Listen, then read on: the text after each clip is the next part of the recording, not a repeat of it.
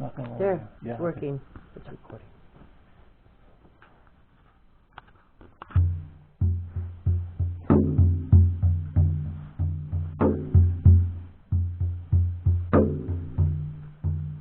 Siegfried the Dragon Slayer.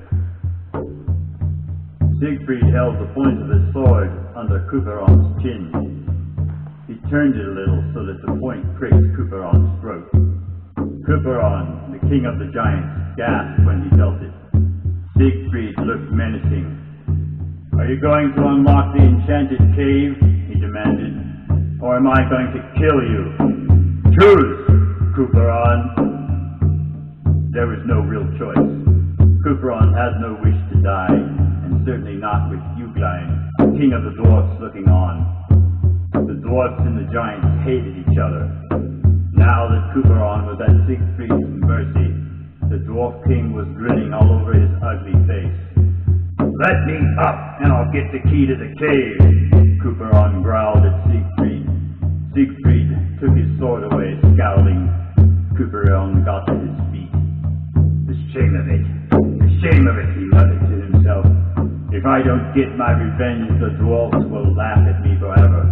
The facts were indeed shameful for Couperon.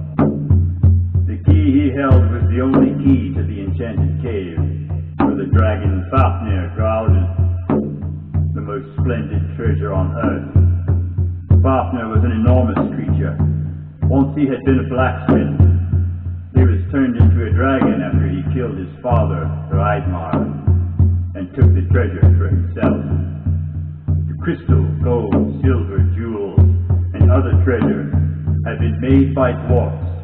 If Couperon let Siegfried and Uglein into the cave, the dwarfs would get the treasure back. That was the last thing Couperon wanted, so he refused to give Siegfried the key. Things had gone badly wrong, however. Siegfried was far stronger than Couperon imagined. When they fought, Couperon lost. Now Siegfried was forcing the giant king to do what he wanted. It did not make Couperon feel any better to know that Siegfried, son of King Sigmund of the Rhine, was already famous as a powerful warrior and a great dragon slayer. The king of the dwarfs did not want to be conquered by anyone. "How can I get my revenge?" Couperon thought, as he reluctantly took the key to the cave from its hiding place. "Prince Siegfried may be a great warrior, but he is human, and all humans have some weakness." Then Couperon remembered, when Siegfried killed his first dragon, he ate the dragon's flesh. The dragon's thick, scaly horn had grown all over his body. It was like a suit of armor.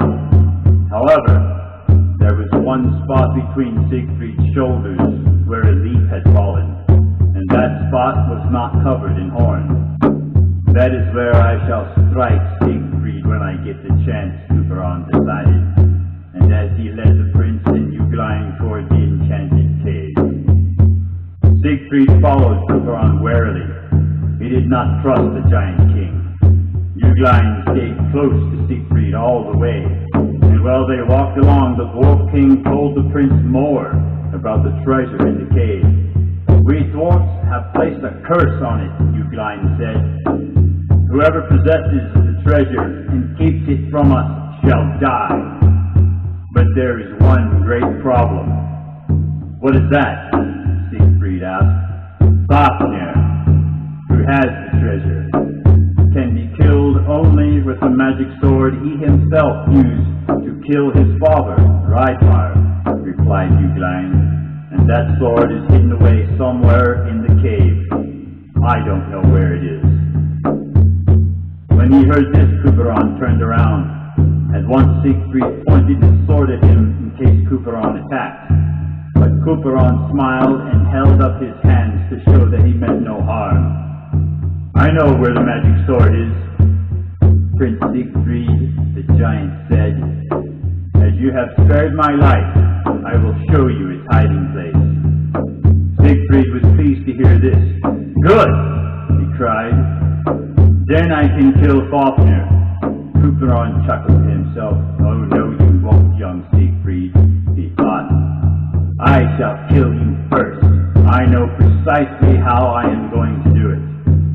At last, they reached the cave. It was hidden behind a waterfall. Couperon opened the door with his key. Behind the door lay a long, winding passage. There was a strange light glowing there. As Couperon led Siegfried and Ugain along it, the light became brighter and brighter. Suddenly they entered a huge hall, and Siegfried saw that the light had come from the gold covering its hall and the large jewels that studded it. No wonder this is called the most splendid treasure in the world, breathed Siegfried as he looked about him in wonder. Suddenly there was a deep rumbling not far away. The floor of the cave trembled. The rumbling became a roar, and Siegfried heard a swishing, howling sound. Greatly frightened, Ugain jumped behind and nearby rock and hid himself. It's Fafnir, Couperon whispered. The dragon, he's coming and he's breathing fire and flames. Quick, Prince Siegfried, get the magic sword. Couperon hurried across the room and drew back a thick curtain that hung on one side. There behind it was a sword. It was embedded with a large stone. This is the magic sword that can kill Fafnir if you can get it out of the stone, Couperon told Siegfried. Siegfried rushed over to the sword and grasped the hilt. He began pulling and heaving at it, but the sword was difficult to move. All at once there was a sharp cry. Prince Siegfried, look out! It was Ugain. Siegfried turned his head and saw the tiny dwarf king fling himself across the hall and collide with Couperon's hand. Couperon shouted in surprise as the dagger in his hand was knocked to the floor. He had been about to plunge the dagger into the unprotected spot on Siegfried's back. Couperon rushed down and snatched up the dagger, but Siegfried was too quick for him. With one horrific effort, he pulled the sword out of the stone, turned the stone out of the stone, turned and ran straight through Couperon. Couperon fell to the floor, dead. A sword that can kill a dragon can also kill a traitor, Siegfried cried angrily. Now the roaring was getting louder and louder. Suddenly Ugain shrieked, He's here! Fafnir's here! The Dwarf King leapt back into his hiding place and ducked down out of sight. The next moment, the hall became tremendously hot, and Fafnir appeared. He was indeed a colossal creature, covered all over in thick scales. With each deafening roar that came from his throat, a mass of flames leapt out of his mouth.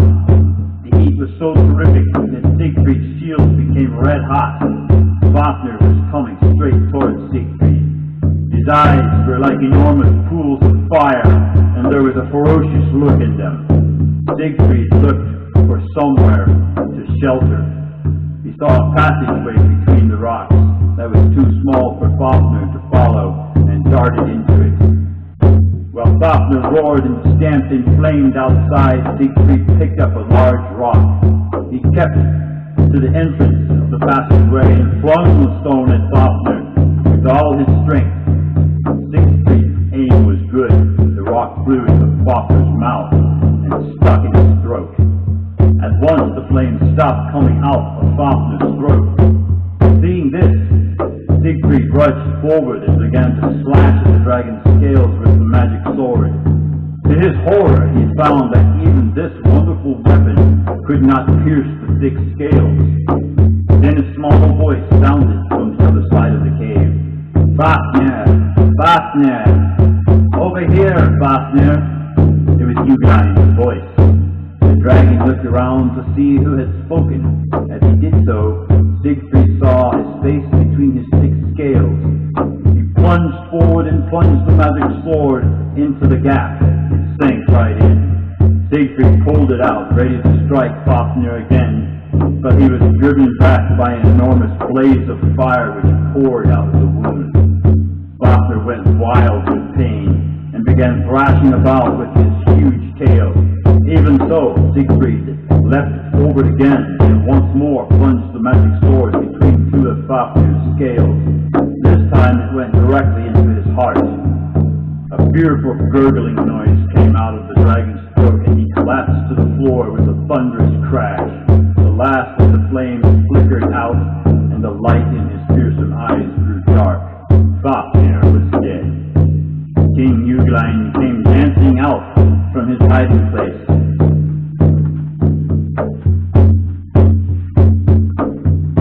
In delight, he jumped up and embraced Siegfried. At last! At last! Uglein cried. The treasure the dwarfs created belongs to the dwarfs again.